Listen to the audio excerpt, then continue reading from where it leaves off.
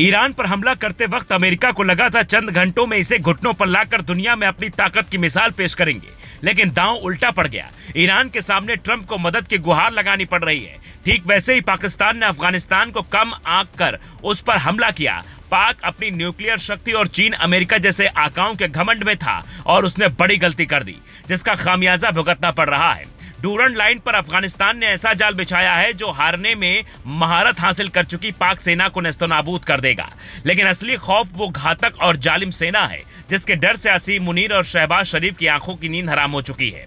तालिबान अब सिर्फ एक आतंकी गुट नहीं बल्कि एक आधुनिक हथियारों वाली सेना बन चुका है जिसका नाम है बद्री 313।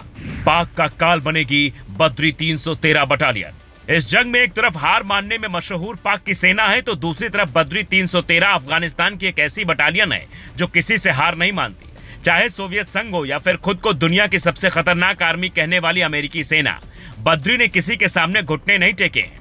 क्या है बद्री 313, कैसे होते हैं इसके सैनिक? बद्री 313 सिर्फ एक यूनिट नहीं बल्कि तालिबान की आइडियोलॉजिकल स्ट्राइक फोर्स है। इसकी स्थापना 1990 के दशक में हुई थी, लेकिन इसे आधुनिक और घातक बनाने का श्रेय हक्कानी नेटवर्क के बदरुद्दीन हक्कानी को जाता है। बद्री 313 के जवान पजामे कुर्ते वाले लड़ाके नहीं बल्कि bullet proof jacket, tactical gear और आधुनिक हेलमेट पहनकर अमेरिकी मरीन कमांडो की तरह दिखते हैं। इन्हें अलकायदा और हक्कानी नेटवर्क के सबसे सख्त कैंपों में ट्रेन किया गया है। इनकी ट्रेनिंग में सिर्फ हथियार चलाना ही नहीं बल्कि फिदायीन मानसिकता और कमांडो टैक्टिक्स का मेल है। इन्हें शहरी युद्ध और छापामार हमलों में महारत हासिल है। काबुल एयरपोर्ट पर कब्जे के दौरान इन्होंने ही पूरी सुरक्षा संभाली थी।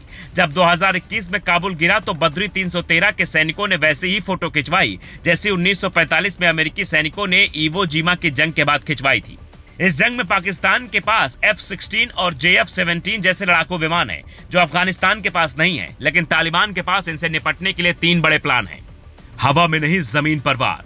तालिबान की बद्री 313 और आत्मघाती दस्ते पाकिस्तान के अंदर घुसकर उनके पेशावर, क्वेटा और सरगोदा एयरबेस को निशाना बना सकते हैं। विमान उड़ने से पहले ही जमीन पर तबाही मचाना उनका प्लान हो सकता है। अफगानिस्तान का भूगोल एयर स्ट्राइक के असर को कम कर देता है। अमेरिका 20 साल तक बम गिराकर भी उन्हें खत्म नहीं कर पाया तो पाकिस्तान इस रेस में कहीं नहीं ठहरता।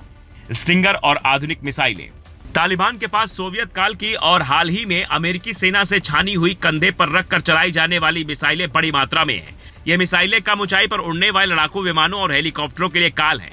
पाकिस्तान अगर सीमा पर घुसकर हमला करता है तो उसके पायलटों के लिए नो फ्लाई जोन बन जाएगा। TTP का अंदरूनी मोर्चे पर इस्तेमाल।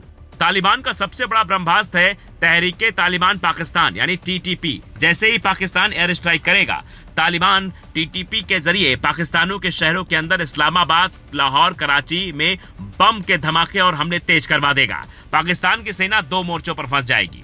इन सब के अलावा तालिबान के पास अमेरिका, नाटो के छोड़े हुए करीब 8 बिलियन के आधुनिक हथियार भी हैं, जिनमें ब्लैक हॉक हेलीकॉप्टर और MI-17 जैसे विमान के साथ बख्तरबंद गाड़ियों का बड़ा काफिला भी है, जिन धमाकों का असर इतनी आसानी से नहीं होता। हालिया रिपोर्ट्स के मुताबिक तालिबान के इंजीनियर और सुसाइड ड्रोन्स और क्वाडकोपर्स बना रहे हैं जो सीधे इस्लामाबाद तक वार करने की क्षमता रखते हैं। जिसके बाद एक बात तो साफ हो चुकी है कि तालिबान के पास वो बद्री 313 जो मौत से नहीं डरती है। अमेरिकी बंदूकों और तालिबानी जुनून के मिलन से पाक का नक्शा बदल सकता है, क्योंकि पाकिस्तान के पास आसमान में उड़ने वाले जहाज तो हैं, लेकिन तालिबान के पास वो जमीनी जिन्न हैं जो पाताल से निकल कर वार करते हैं। जब आसमान से आग बरसेगी तो तालिबान पाकिस्तान की नसों को काट देगा। Bureau report, global Bharat TV.